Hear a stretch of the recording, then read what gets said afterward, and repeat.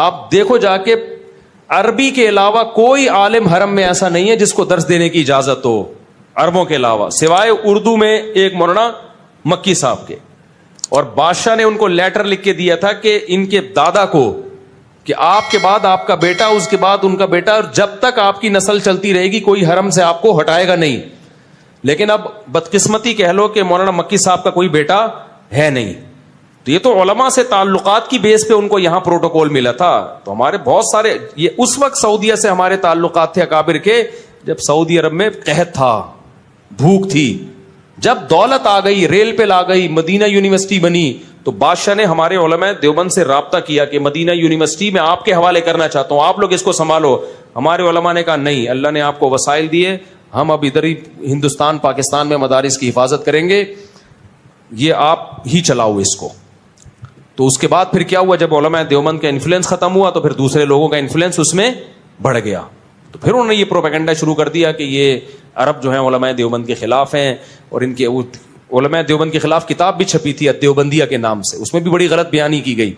جب وہ کتاب چھپی ہے اس میں سعودیہ کے علماء کے دستخط تھے کہ علماء دیوبند کے عقائد غلط ہیں. پھر یہاں جامعہ فاروقیہ کے ایک عالم نے اس کا جواب لکھا. جب وہ جواب سعودی عرب گیا ہے تو اب وہ دیوبندیہ چھپنا بند ہو گئی ہے، اب وہ بین ہو گئی سعودی عرب میں. سمجھتے ہو کہ نہیں سمجھتے؟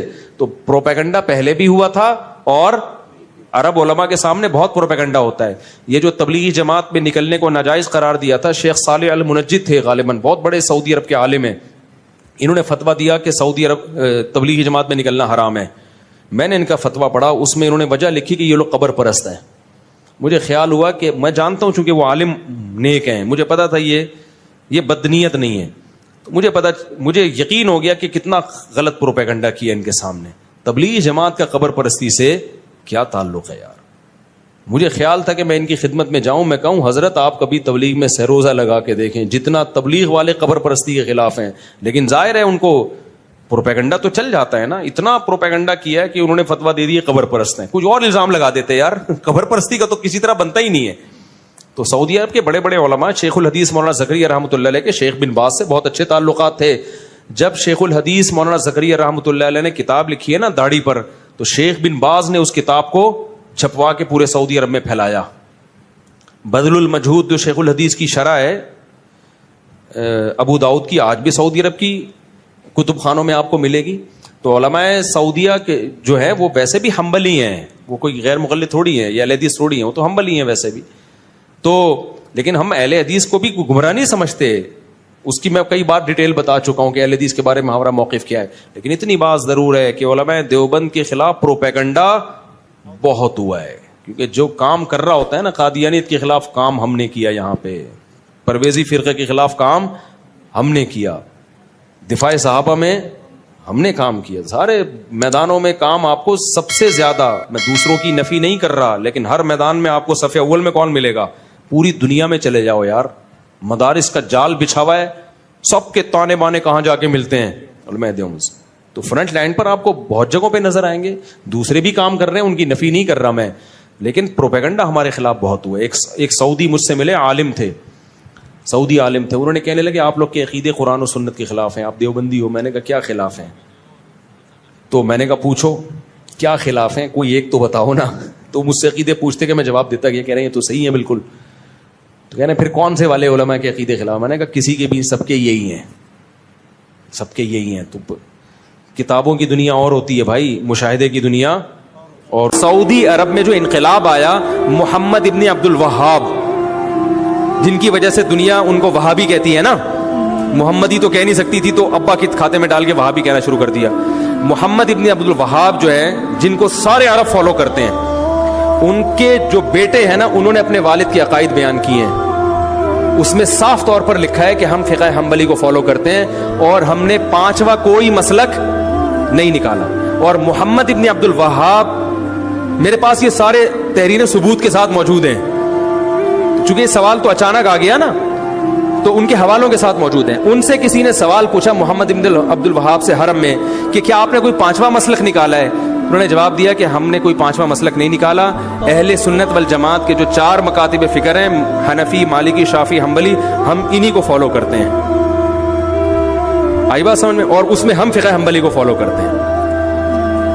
اور ہم ان تینوں کو چاروں کو برحق سمجھتے ہیں. یہاں تک کہ ان کے جو بیٹے ہیں نا محمد بن عبد الوہاب کے, ان کے فتاوی میں یہ بات لکھی ہے, انہوں نے کہا کہ ہم ابن تیمیہ رحمہ اللہ تعالیٰ کو مقتدا اور رہبر سمجھتے ہیں, مگر ابن تیمیہ نے چاروں مذاہب کے خلاف اگر کوئی فتویٰ دیا ہے تو ہم اس میں ابن تیمیہ کو فالو نہیں کرتے. اس میں انہوں نے یہ بات بھی لکھی ہے کہ 3 طلاق کا مسئلہ چونکہ چاروں فقہا کے خلاف ہے ابن تیمیہ کا, اس مسئلے میں ہم نے ابن تیمیہ کی رائے کو مسترد کر دیا ہے. تو محمد بن عبد الوہاب وہ بھی حنبلی تھے, ان کے بیٹے نے تو باقاعدہ کتاب لکھی ہے کہ جو چاروں مذاہب میں سے کسی ایک کی تقلید کرتا ہے, تقلید کے الفاظ ہیں, ہم اس پر رد نہیں کرتے اور ہم فقہ حنبلی کو فالو کرتے ہیں. ابن تیمیہ رحمہ اللہ کو عرب لوگ بہت زیادہ مانتے ہیں, تو انہوں نے کہا ہم ابن تیمیہ کے فالوورز ہیں, لیکن ابن تیمیہ رحمہ اللہ نے چاروں فقہ کے خلاف اگر کوئی بات کی ہے تو ہم اس میں ابن تیمیہ کے قول کو رد کر دیتے ہیں. پھر انہوں نے 3 طلاق کی مثال بھی دی ہے. انہوں نے سمجھ رہے ہیں کہ نہیں سمجھ رہے؟ تو یہ ہے. آسٹریلیا سے ہمارے ایک دوست کا فون آیا کہ یہاں آسٹریلیا کے بعض مسلمان حکومت کے قانون کو فالو نہیں کر رہے ہیں, مسجدوں کو میں رش لگا رہے ہیں اور کراؤڈ جو ہے نا کر رہے ہیں, اور وہ کہہ رہے ہیں ہم نہیں مانتے گورنمنٹ کی بات. وہ اتنے پریشان تھے, وہ جنہوں نے مجھے فون کیا, وہ کہہ رہے ہیں یار گورنمنٹ سے کوئی ہمیں امید نہیں ہے. ایسا نہ ہو کہ جب وائرس کی وبا ختم ہو تو یہ حکومت یہاں مسلمانوں کے ہر قسم کے اجتماعات پر پابندی لگا دے, مسجدوں کو ہمیشہ کے لیے نہ بند کر دے کہ یار یہ لوگ جو ہے نا ہمارے جو ہے نا قانون کی کو فالو نہیں کرتے اور قانون شکنی کرتے ہیں. مجھے انہوں نے کہا مفتی صاحب اللہ کا واسطہ, اللہ تعالیٰ حضرت مولانا مکی صاحب کو جزائے خیر عطا فرمائے, انہوں نے حرم سے ایک آڈیو ریکارڈ کر کے ہندوستان کے علماء کے پاس بھیجی کہ بھائی دیکھیں آپ لوگ حکومت کے قانون کو فالو کریں, اور الحمدللہ کر رہے ہیں. وہ اگر آپ نے فالو نہیں کیا تو یہ گورنمنٹ کو ایک موقع مل جائے گا کل مسلمانوں کے خلاف پروپیگنڈا کرنے کا, ہندوؤں کو موقع مل جائے گا مسلمانوں کے خلاف پروپیگنڈا کرنے کا. مسجد اگر ابھی عارضی طور پر بند ہو رہی ہے, کل کھل جائے گی, لیکن اگر آپ نے آج حکومت کے قانون کو فالو نہیں کیا تو یہ جو اسلام دشمن قوتیں ہیں ان کو ایک بہت زبردست موقع ملے گا.